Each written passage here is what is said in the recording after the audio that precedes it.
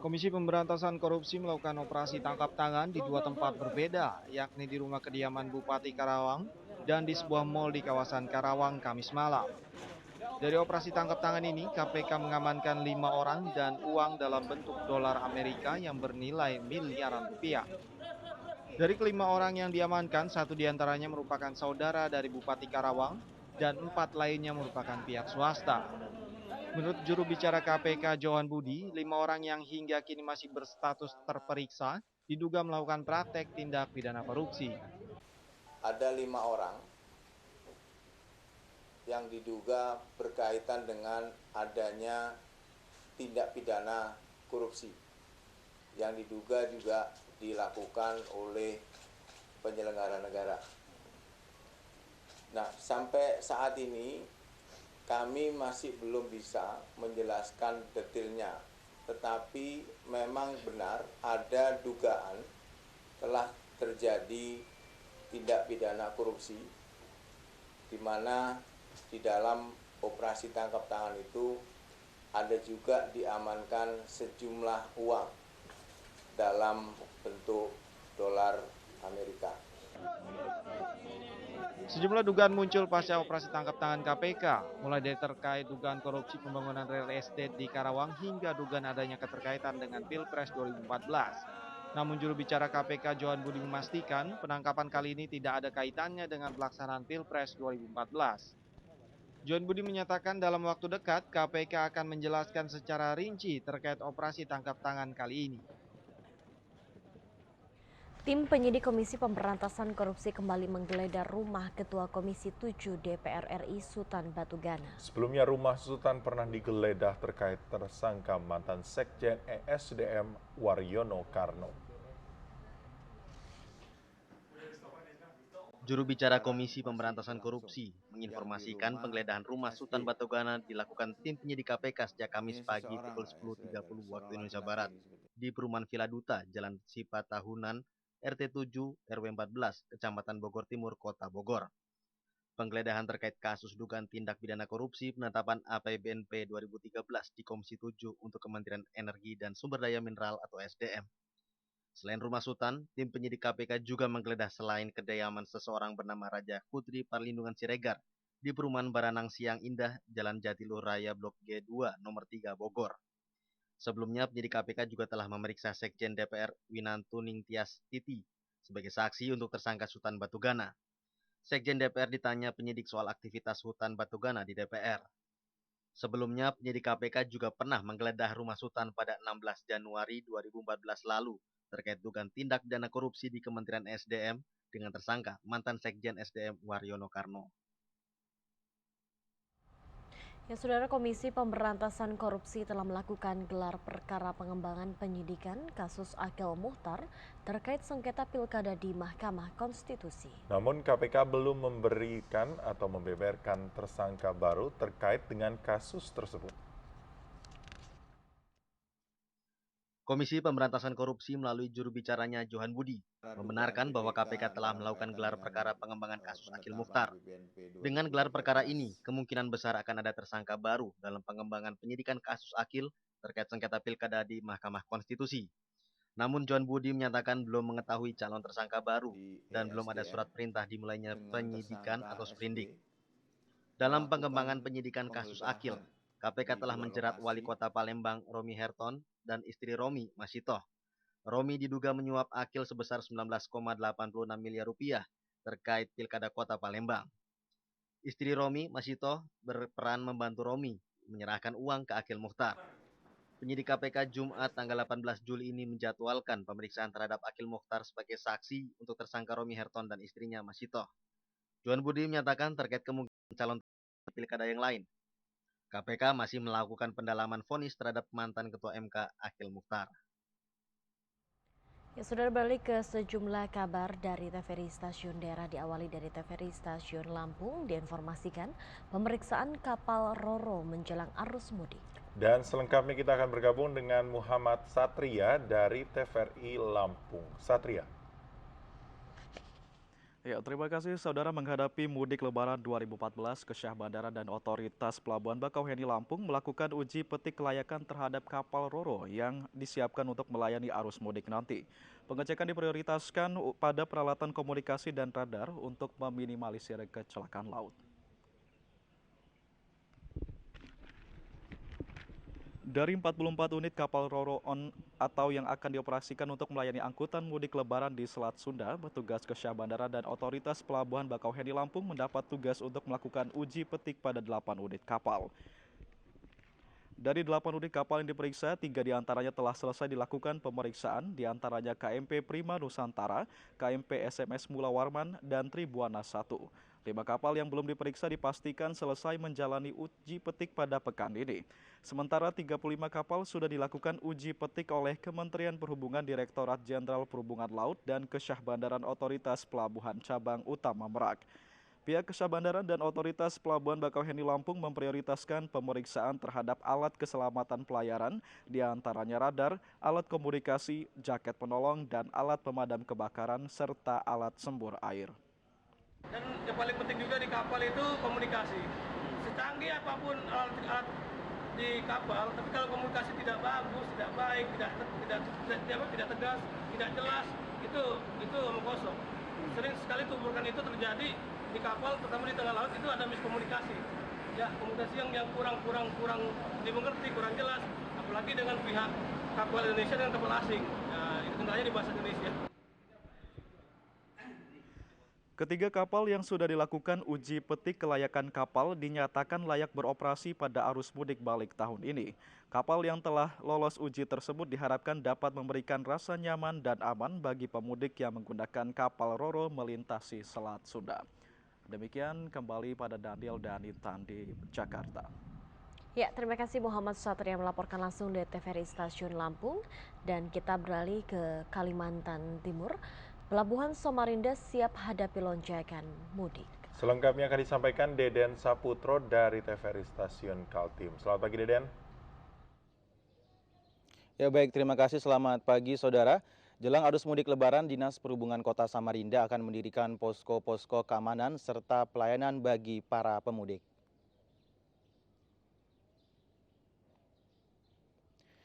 Kepala Dinas Perhubungan Samarinda Abdullah mengatakan sesuai dengan agenda rapat, pihaknya telah melakukan rapat terkait angkutan jelang arus mudik lebaran untuk mengantisipasi lonjakan penumpang. Sesuai dengan instruksi dari pusat maupun provinsi, Dinas Perhubungan siap melakukan pengamanan pada -7+7 guna mengantisipasi lonjakan penumpang baik itu melalui jalur darat maupun jalur laut. Sementara untuk pelabuhan Samarinda khususnya pada -7 dan +7 tidak seperti di Pulau Jawa, karena disesuaikan dengan kapasitas penumpang yang akan melakukan lebaran di kampung halaman. Seperti tahun lalu, pengamanan lebaran di Pelabuhan Samarinda tidak mengalami kendala, akan tetapi pihaknya tetap menyiapkan posko, yakni posko induk Dishub dan di Polres, serta posko perbantuan di 3 terminal. Sementara untuk angkutan yang akan digunakan pada lebaran tahun ini sudah melakukan uji petik, yakni uji kelayakan dari kendaraan dan kapal-kapal yang akan digunakan pada arus mudik dengan tujuan Samarinda menuju Parepare. Dari Kalimantan Timur kita kembali ke Jakarta. Ya, terima kasih Deden Saputro melaporkan langsung dari TVRI Stasiun Kalimantan Timur. Ya, saudara, beralih ke Jawa Timur, angkutan umum dirazia menjelang mudik. Selengkapnya Adi Sudrajat sudah akan melaporkan dari TVRI Stasiun Jawa Timur. Adi. Ya, saudara, menjelang lebaran dan mengantisipasi kecelakaan, petugas gabungan dari Dinas Perhubungan dan Satlantas Polres Jombang merazia bus. Hasilnya petugas menemukan sejumlah bus dengan kondisi tidak layak jalan. Razia angkutan lebaran bus dan minibus ini dilakukan oleh puluhan petugas Dinas Perhubungan dan Satlantas di jalur Provinsi Surabaya Madiun di Jalan Raya Perak Jombang. Setiap bus penumpang umum dihentikan dan diperiksa petugas. Petugas memberi penjelasan kepada penumpang alasan razia, yakni untuk menjaga keamanan dan kenyamanan penumpang. Petugas meminta kepada penumpang agar mengingatkan pengemudi jika melanggar rambu-rambu lalu lintas. Dalam razia ini petugas menemukan sejumlah bus dalam kondisi tidak layak jalan. Ketidaklayakan moda transportasi umum ini antara lain kondisi kaca depan pecah, roda menggunakan ban vulkanisir, dan bus dengan lampu sein tidak standar. Petugas langsung memberikan surat tilang dan wajib menggantinya sebelum lebaran kepada sejumlah bus yang tidak layak jalan. Kacanya pecah itu, Pak? Iya. Ya harusnya diganti, Pak. Kenapa nggak ganti, Pak? Kurang tahu. Saya laporin berapa. Ini dalam rangka cipta kondisi sebelum kegiatan mudik lebaran 2014 dilaksanakan. Sasarannya adalah mobil penumpang, angkutan mudik, antara lain penumpang barang maupun mobil penumpang umum. Hasil temuannya masih terdapat beberapa yang melanggar, tidak sesuai dengan ketentuan, baik supir, kelayakan jalan, dan angkutannya. Sanksi kita berikan tindakan tegas, yaitu penegakan hukum, antara lain kita berikan sanksi tilang. Rencananya razia serupa akan terus dilakukan petugas hingga Hari Raya Idul Fitri guna memberikan rasa aman dan keselamatan bagi pemudik yang menggunakan jasa angkutan lebaran bus dan minibus ini. Saudara, demikian informasi dari Jawa Timur, kita kembali ke Jakarta.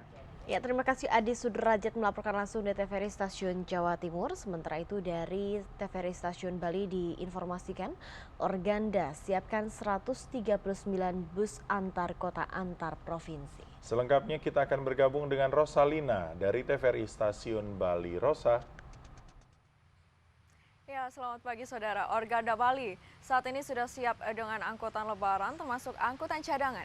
Diperkirakan pemudik hampir sama dengan tahun lalu, yaitu naik antara 5% hingga 10%. Jumlah angkutan lebaran berupa bus dipersiapkan 151 armada, terdiri dari akap reguler 139 armada dan 12 cadangan. Angkutan antarjemput atau travel 62 armada dan 70 AKDP. Bila angkutan lebaran ini kurang, Organda Bali juga menyediakan angkutan pariwisata. Ketua DPD Organda Bali, Edi Dharma Putra, mengatakan semua pengusaha angkutan sudah siap dengan armada. Selain angkutan, awak kendaraan juga dipersiapkan agar benar-benar kondisi baik melayani pemudik. Guna menghindari kecelakaan, pemudik juga diimbau agar menggunakan angkutan lebaran. Berdasarkan pengalaman tahun 2012, pemudik lebih banyak menggunakan kendaraan roda 2. Hal ini rawan kecelakaan karena perjalanan jauh. Nah, kalau masih dipandang kekurangan itu masih ada angkutan AKDP. Angkutan AKDP kita ada 70 kendaraan. Jadi siap akan membackup. Nah, apabila juga terjadi lonjakan masih ada juga angkutan pariwisata kita yang akan membackup. Nah, sementara disiapkan 20 unit yang nantinya tentunya kalau ada terjadi gejolak kenaikan akan dipersiapkan tambahan lagi. Pengusaha angkutan saat ini sudah merasakan ada peningkatan pesanan. Edi Dharma Putra yang juga pengusaha angkutan Restu Mulia merasakan kenaikan mulai hari ini. Namun lonjakan dirasakan H-4. Mengenai tarif ekonomi, pihaknya belum mendapatkan SK pusat, sedangkan tarif non-ekonomi akan ditentukan pengusaha. Nyoman Nurai dan Yogi melaporkan. Ya, demikian dari Bali, kembali ke Jakarta. Terima kasih Rosalina melaporkan langsung dari TVRI Stasiun Bali. Ya, saudara, perbaikan Jalan Majalengka rampung 12 hari sebelum Lebaran. Selengkapnya kita akan bergabung dengan Reza Rihan dari TVRI Stasiun Jawa Barat. Reza. Ya, terima kasih Theo dan Andina. Pemirsa, perbaikan jalan sepanjang 9 km di Jalan Babakan Palsah, Desa Palasah, Kecamatan Kertajati, Kabupaten Majalengka, Jawa Barat, jelang arus mudik 2014 dikebut oleh petugas. Diperkirakan 12 hari sebelum Lebaran perbaikan sudah selesai.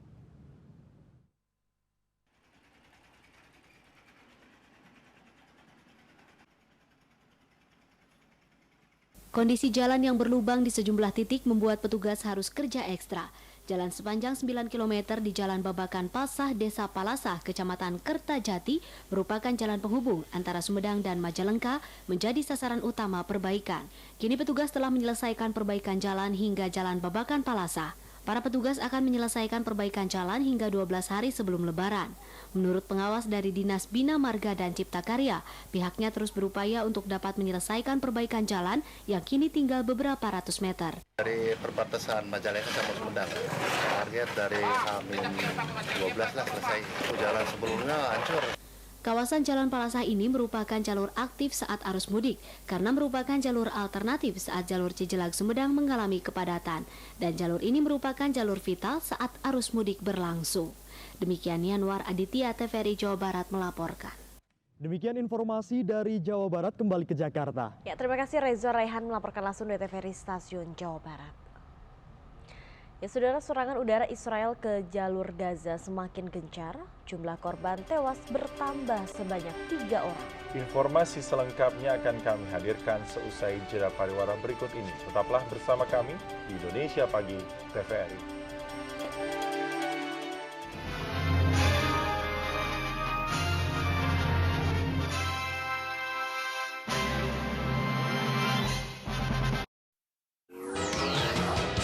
Harus bayar karena melewati perbatasan. Oh, di negaramu nggak dapat sinyal ya? Di negaramu nggak dapat sinyal. Bayar. Bersama kami Empirikus Kampus masih dari Universitas Mula Warman Samarinda. Kawasan perbatasan makin dapat ditingkatkan. Kuncinya simpel. Berbicara beranda terdepan maka dia harus cantik. Perencanaan pembangunan wilayah perbatasan itu dilakukan secara komprehensif. Jadi kita jadikan menu pertama hari ini adalah ikan pari bakar. Kuliner Indonesia memperkenalkan ragam racikan masakan khas Nusantara yang menebar aroma cita rasa. Terus dari cabenya juga. Kedengarannya enak sekali pemirsa. Kita masukin ikannya. Makanan dari khas Kuliner Indonesia khusus bulan Ramadan hadir setiap hari pukul 14.30. Oh, sedap sekali pemirsa. Di sini di TVRI, saluran pemersatu bangsa.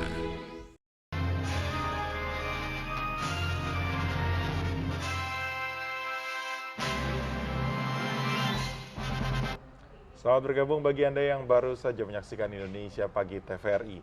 Serangan udara Israel ke jalur Gaza semakin gencar. Dilaporkan 3 lagi warga Palestina tewas. Sementara di Han Yaunis, isak tangis mewarnai pemakaman 4 orang dari satu keluarga yang tewas akibat rudal Israel. 3 lagi warga kota Rafah dilaporkan meninggal dunia akibat bombardir Israel di jalur Gaza pada Rabu malam. 3 korban tersebut baru diidentifikasi oleh anggota keluarga pada Kamis pagi waktu setempat. Serangan yang menghancurkan satu rumah tersebut juga melukai beberapa warga lainnya. Bombardir Israel di malam ke-18 Ramadan tersebut dilakukan sebelum Israel dan Hamas sepakat melakukan gencatan senjata selama 5 jam. Gencatan senjata selama 5 jam merupakan permintaan PBB untuk memberi kesempatan pada organisasi kemanusiaan membantu para korban. Pejabat Israel menjelaskan usulan gencatan senjata permanen sudah diajukan Mesir dan direncanakan baru akan dimulai pada hari Jumat. Sementara itu kesedihan menyelimuti prosesi pemakaman 4 orang warga Han Yaunis. 4 orang tersebut merupakan satu keluarga yang tewas ketika rumahnya terkena roket Israel. Korban tewas diantaranya wanita berusia 70 tahun dan anak-anak berusia 4 dan 6 tahun. Pejabat Kesehatan Gaza menyatakan jumlah korban agresi militer Israel ke Gaza mencapai 224 orang, mayoritas warga sipil, perempuan, dan anak-anak. Ratusan warga Gaza dari wilayah pesisir harus merasakan berbuka puasa di tempat pengungsian karena khawatir adanya serangan darat Israel. Wilayah pesisir yang merupakan tempat peluncuran roket kelompok pejuang Hamas menjadi salah satu sasaran Israel. Saat berbuka puasa seyogyanya merupakan saat yang syarat kebahagiaan setelah menjalani puasa. Namun lebih dari 100.000 warga di Gaza harus menjalani buka puasa di salah satu gedung sekolah milik Badan PBB UNRWA yang menjadikan tempat pengungsian. Warga yang tinggal di daerah pesisir Gaza meninggalkan tempat tinggal setelah pemerintah Israel mendesak mereka untuk mengungsi karena akan adanya serangan ke sejumlah wilayah yang dicurigai menjadi tempat pengeluncuran roket kelompok pejuang Hamas. Salah satu distrik adalah Beit Lahia yang berpopulasi 70.000 orang. Pihak UNRWA mengatakan seluruh warga Beit Lahia mengungsi dan sebagian besar dari mereka mengungsi di gedung sekolah UNRWA. Raid Abbas, salah seorang warga Beit Lahia di tempat pengungsian, mengatakan ia lebih suka berbuka puasa hanya dengan sepotong roti dan garam dibandingkan dengan makanan lainnya di tempat pengungsian. Baginya, kehangatan keluarga di tengah anak-anak tercinta merupakan yang paling ia harapkan. Pejabat Kesehatan Gaza mengkonfirmasi hingga kini setidaknya 224 orang mayoritas warga sipil tewas. Umum KPU telah melakukan rekapitulasi suara dari 16 panitia pemilihan luar negeri atau PPLN. Pasangan nomor urut 1 Prabowo Hatta sementara unggul hampir 40.000 suara. KPU telah memulai rekapitulasi suara PPLN dari 96 negara yang dijadwalkan berlangsung selama 2 hari hingga hari ini. Hingga kemarin sore KPU telah melakukan rekapitulasi dari 16 PPLN. Hasil sementara penghitungan suara berdasarkan formulir D1 yang merupakan hasil penghitungan suara di tempat pemungutan suara luar negeri atau TPSLN dan Dropbox, pasangan Prabowo Hatta unggul dengan perolehan suara 193.890 suara, sedangkan pasangan Jokowi kalah memperoleh 155.030 suara. Ke-16 PPLN yang telah direkapitulasi diantaranya Vientiane Laos, Guangzhou Tiongkok, Yangon Myanmar, Kinabalu Malaysia, Kuching Malaysia, Budapest Hungaria, Bukares Romania, dan Zagreb Kroasia. Ketua KPU Husni Kamil Manik mengatakan ada dinamika selama proses pemungutan suara luar negeri periode 4-6 Juli lalu. Permasalahan yang diantaranya terjadi di Hong Kong, Los Angeles, dan Malaysia. Hal tersebut nanti akan disampaikan oleh Pokja PPLN dan diharapkan menjadi bagian dalam diskusi rapat pleno. Komunitas alumni Kolose Kanisius untuk Jokowi JK atau yang disebut CC4JKWJK meminta Komisi Pemilihan Umum untuk netral dan profesional dalam merampungkan penghitungan suara hingga 22 Juli 2014 mendatang. Hal ini didasarkan pada dinamika yang terjadi di masyarakat pasca Pilpres 9 Juli lalu. Pasca Pilpres 9 Juli lalu, terdapat sejumlah dinamika di kalangan masyarakat, diantaranya masing-masing capres saling mengklaim kemenangan berdasarkan hitung cepat, adanya kejanggalan dalam penghitungan suara, serta berbagai isu yang meresahkan masyarakat seperti adanya kerusuhan dan isu pecah belah berbasis sara. Komunitas alumni Koles Kanisius untuk Jokowi JK atau CC4JKWJK mendesak pemerintah memberi jaminan kepastian berbangsa dan bernegara secara beradab, menjunjung konstitusi dan dasar negara Pancasila. Anggota CC4JKWJK Arifadi Budiarjo mengajak semua pihak untuk menjunjung tinggi prinsip sportivitas dalam kompetensi yang jujur, adil, dan menghormati kemanusiaan. Terus terang kami sangat menyayangkan ya, kita lihat banyak sekali indikasi kecurangan, sehingga kami dalam hal ini kami sungguh-sungguh menghimbau bagi penyelenggara pemilu untuk tetap objektif, netral, dan memang menjunjung kehormatannya untuk bisa menegakkan pemilu yang jujur dan adil. Kami harapkan ini perayaan keadilan gembira dengan gembira dan demokrasi yang sejati pada momentum 22 itu, karena ini merupakan ekspresi dari kerinduan kolektif masyarakat di Indonesia. CC4JKWJK mengajak segenap elemen masyarakat untuk mengawal dan memantau rekapitulasi penghitungan suara KPU sampai 22 Juli mendatang. CC4JKWJK meyakini demokrasi di Indonesia harus ditumbuhkan berbasis partisipasi rakyat dan harus dikawal dari ancaman oligarki elit yang mengabaikan suara rakyat. Sejumlah organisasi masyarakat meminta Komisi Pemilihan Umum untuk tidak terpengaruh dengan desakan pihak luar ataupun pihak yang ingin melakukan tekanan untuk kepentingan kelompok. KPU diminta tetap bekerja berdasarkan prinsip jujur dan adil. Saat ini Komisi Pemilihan Umum masih melakukan rekapitulasi suara hasil pemilu presiden secara berjenjang. Proses rekapitulasi tersebut hendaknya tidak diganggu oleh kehendak pihak yang ingin memaksakan keinginan kelompoknya. Oleh sebab itu, sejumlah ormas meminta KPU untuk tetap fokus bekerja dengan tidak menghiraukan keinginan pihak luar yang kemungkinan ingin memaksakan kehendaknya. Menurut Ormas Jokowi Bersatu F, perlu Saya, Yahya Jamirullah, Presiden Front Betawi Bersatu, FBB, menekankan kepada Bawaslu dan KPU untuk jujur dan jangan takut adanya tekanan-tekanan dari pihak manapun. Kami, Front Betawi Bersatu dan Barisan Angkatan Muda Indonesia siap mendukung penuh sikap KPU dan Bawaslu yang independen. Diketahui saat ini Komisi Pemilihan Umum masih melakukan rekapitulasi secara manual di tingkat kabupaten dan kota. Di sejumlah tempat juga diketahui direkomendasikan Bawaslu untuk dilakukan pemilihan ulang akibat berbagai persoalan. Oleh sebab itu, desakan KPU dapat bekerja dengan profesional terus digaungkan oleh sejumlah pihak. Ya, Nina dan juga pemirsa, 10 organisasi masyarakat atau Ormas mendeklarasikan cinta damai di Jakarta. Ya, deklarasi cinta damai ini diharapkan dapat mempersatukan kembali masyarakat Indonesia pasca digelarnya Pilpres 9 Juli lalu. Sejumlah organisasi masyarakat atau ormas ini menyatakan keprihatinannya atas terbelahnya persepsi masyarakat menjelang pengumuman Pilpres 22 Juli mendatang. 10 ormas ini menilai seharusnya masyarakat tidak perlu terpecah belah karena siapapun yang menjadi presiden adalah milik masyarakat juga.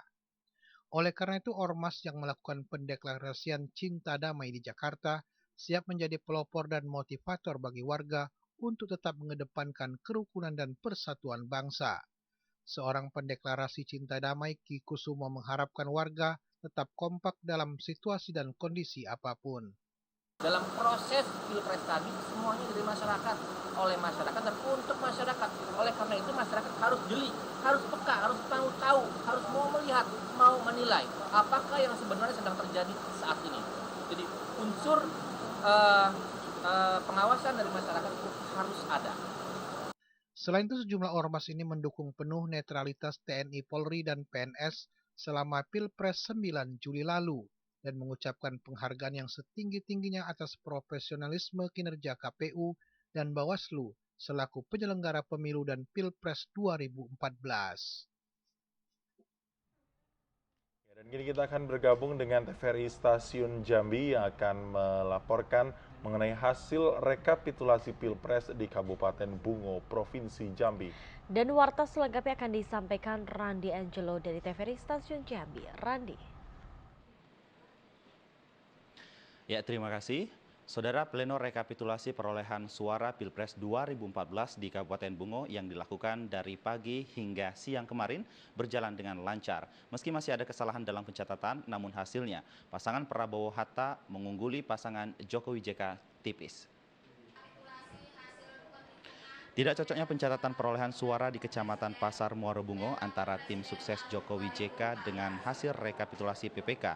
Kesalahan serupa juga terjadi di beberapa kecamatan, akibatnya proses pengesahan berjalan cukup lama. Sementara protes juga disampaikan anggota Panwaslu karena banyak anggota PPK yang tidak hadir. Hasil pleno rekapitulasi KPUD Bungo kemarin, pasangan nomor urut 1 Prabowo Hatta menang tipis di Kabupaten Bungo dengan 91.122 suara atau 51,01%. Sementara pasangan Jokowi JK mendapatkan 87.530 atau 48,99% dari total 178.065 suara yang sah. Pasangan Prabowo Hatta unggul di 10 kecamatan dari 17 kecamatan yang ada di Kabupaten Bungo. Ya, sementara itu, saudara, pleno rekapitulasi perolehan suara Pilpres 2014 yang dilakukan di Kabupaten Bungo, justru pasangan Jokowi JK mengungguli pasangan Prabowo Hatta. Pasangan Jokowi JK berhasil unggul dari Prabowo Hatta di 12 kecamatan dalam Kabupaten Tebo.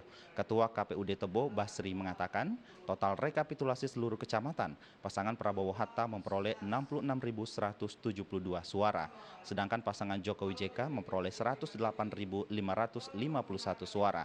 Selain jumlah perolehan suara, KPUD Tebo juga membacakan jumlah DPT Tebo sebanyak 239.496, sementara total pemilih 242.802. Jumlah pengguna hak pilih yakni 176.018, jumlah suara sah 174.723, jumlah suara tidak sah 1.295. Demikian, kita kembali ke Jakarta. Ya, Randy Angelo dari TVRI Stasiun Jambi. Dan saudara, kini kita akan ikuti informasi seputar Ramadan yang kami rangkum dalam segmen Serba-Serbi Ramadan.